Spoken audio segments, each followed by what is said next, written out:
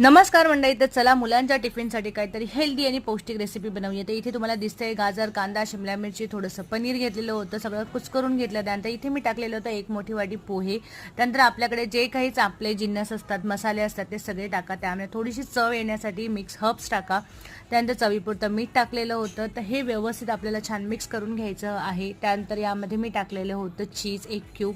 कारण मुलांसाठी आहे म्हटल्यावर थोडीशी चव त्यांची एनहॅन्स केलीच पाहिजे. त्यानंतर थोडंसं चवीपुरतं लिंबू आणि यामध्ये मी 1 ते 2 बटाटे छान मॅश करून घेतलेले होते. तर हे आपला मस्त पोहा कटलेट्स तयार होतात आणि सगळे जिन्नस आहेत तर मुलांना खूप आवडतात. ते या पद्धतीने आपण त्याचे छान कटलेट्स आकार त्याचा करून घ्यायचा आहे तुम्हाला जसं वाटेल तसं. आणि ही कटलेट्स तुम्ही असेच्या असे सुद्धा तेलावर फ्राय करू शकता.